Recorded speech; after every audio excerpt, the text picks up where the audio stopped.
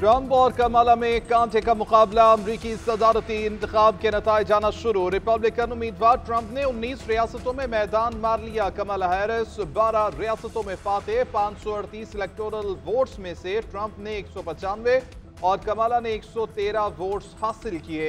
किसी भी उम्मीदवार को जीत के लिए 270 इलेक्टोरल वोट्स दरकार। रिपब्लिकन्स ने सेनेट की 42 नशिस्तें जीत ली। डेमोक्रेट्स की 33 नशिस्तों पर फतह।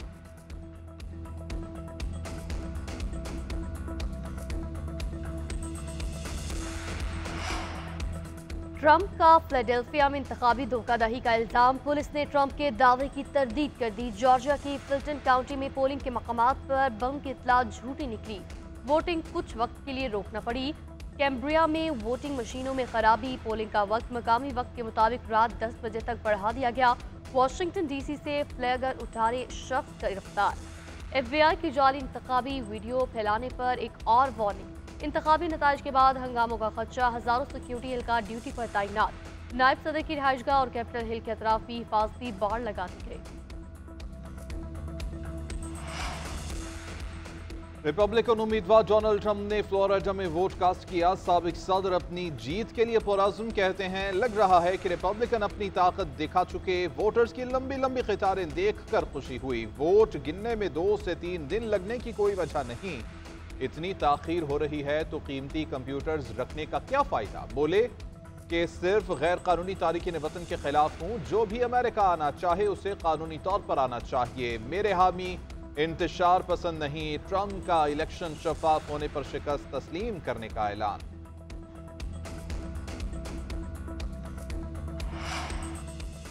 कमला की डेमोक्रेटिक नेशनल के सदर दफ्तर आमद। हामियों से गुफ्तगू में उनका हौसला बढ़ाया। फोन के जरिए मुहिम चलाने वालों का शुक्रिया अदा किया। एटलांटा रेडियो स्टेशन पर सामीन से गुफ्तगू में कमला ने कहा, व्हाइट हाउस पहुंचकर दुश्मनों के बजाय तरक्याती मंसूबों की लिस्ट बनाऊंगी। हर अमरीकी वोट के जरिए अपनी आवाज ऐवानों तक पहुंचाऊंगी। ट्रंप के दूर से आगे बढ़ने का वक्त है।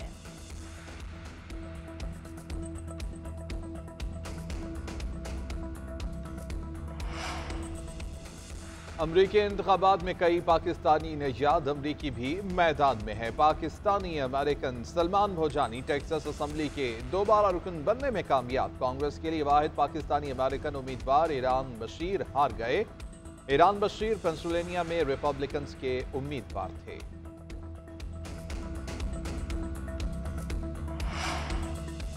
अमेरिका में सदारती इलेक्शन के लिए पोलिंग जारी। पहले वोट से नताइज के ऐलान तक भरपूर कवरेज। जानदार तबसरे बेलाग तजिए। बैनुल-अक़वामी सियासी माहिरीन के साथ पोलिंग में उतार चढ़ाव की खबरें। उम्मीदवारों की मकबूलियत का ग्राफ। मालूमाती तबसरे देखें। इलेक्शन की भरपूर नशरियात सिर्फ JNN की स्क्रीन पर।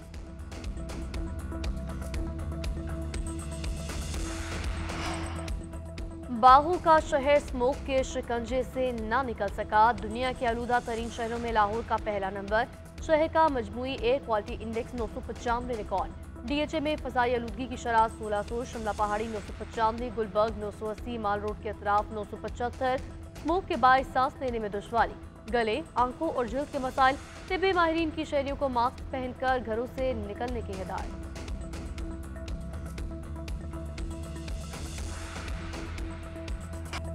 सुप्रीम कोर्ट में पहला आईनी बेंच तश्कील। Justice Aminuddin Khan supreme court में आईनी बेंच के सरबराह होंगे। चीफ जस्टिस याहिया आफरीदी के ज़ेर सदारत जुडिशल कमीशन इजलास में 7-5 से फैसला। Chief justice Yahya Afridi, justice Mansoor Ali Shah, justice Munib Akhtar, Umar Ayub और शिबली फराज की मुखालफत।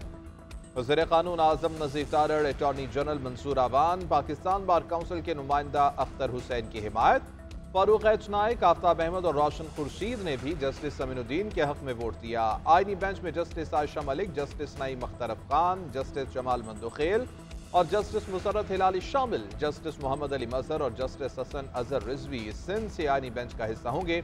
ज़राए के मुताबिक आईनी बेंच 60 दिन के लिए तश्कील दिया गया है। Justice Aminuddin Khan practice and procedure committee के रुकन भी बन गए।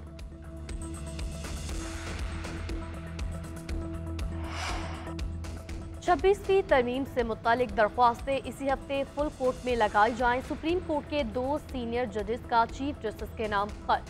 जस्टिस मंसूर अली शाह और जस्टिस मुनीब अख्तर ने खत में लिखा कि 31 अक्टूबर की कमेटी मीटिंग में 26वीं तरमीम का केस लगाने का फैसला किया।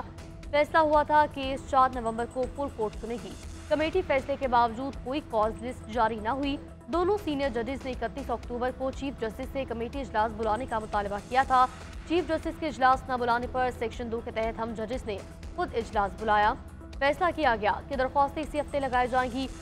दोनों जजेस ने 31 अक्टूबर की मीटिंग मिनट्स रजिस्ट्रार को वेबसाइट पर जारी करने की हिदायत भी कर दी। दोनों जजेस का चीफ जस्टिस को लिखा एक और खत मंजरेआम पर प्रैक्टिस एंड प्रोसीजर कमेटी का इजलास फौरी बुलाने की दरख्वास्त। खत में लिखा 26वीं आईनी तरमीम के खिलाफ दरख्वास्तों का मामला बड़ा अहम और फौरी नौयत का है। आज ही इजलास बुलाया जाए।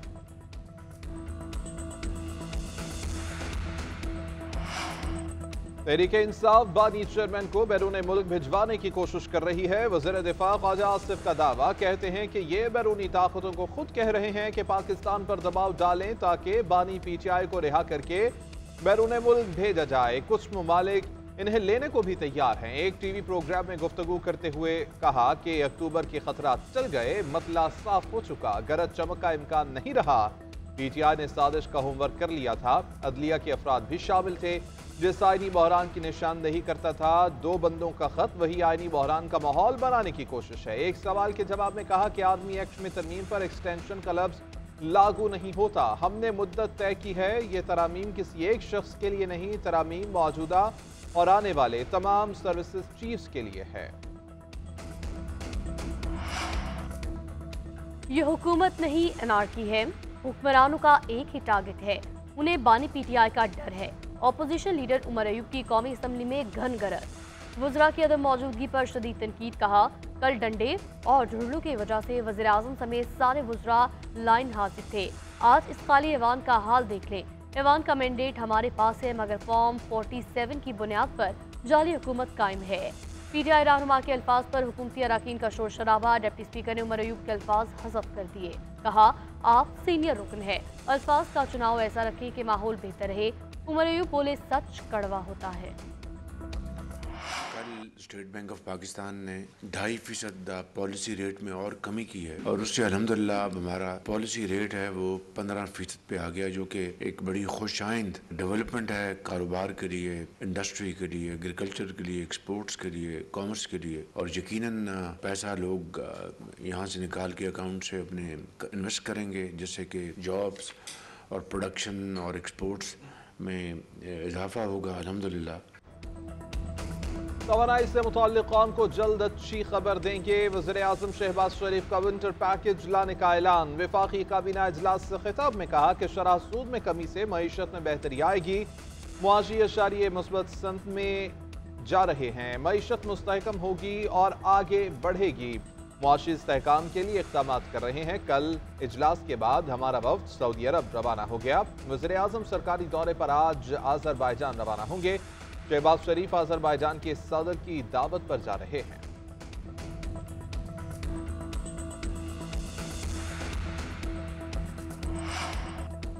PTI रहनुमा असद कैसर की मौलाना से मुलाकात। पार्लियामेंट हाउस में होने वाली कानून साजी से मुताल्लिक़ मुशावरत। मुलाकात में मुस्तकबिल के लाएअमल पर गौर। PTI के वकील फैसल चौधरी ने मीडिया से बात करते हुए कहा मौलाना और हमारा हुकूमती कानून साजी के खिलाफ एक जैसा मौक़िफ़ है। तर्जुमान JUI ने कहा हुकूमत ने 26वीं आईनी तरमीम और आइन से गद्दारी की। ये जानबूझकर अपोजिशन को इश्तियाल दिला रहे हैं। पीपल्स पार्टी और मुस्लिम लीग नून का रवैया किसी सूरत जमहूरी नहीं। कल जाली असम्बली ने जो कानून साजी की है हम उसे मुस्तरद करते हैं। सहाफ़ी ने सवाल किया क्या PTI और JUI मिलकर हुकूमत के खिलाफ जदोजहद कर सकते हैं। तर्जुमान JUI पे बोले आज जो हालात बने हैं वो पहले नहीं थे। मौलाना का हुकूमत से बानी PTI को रिहा करने का मुतालबा।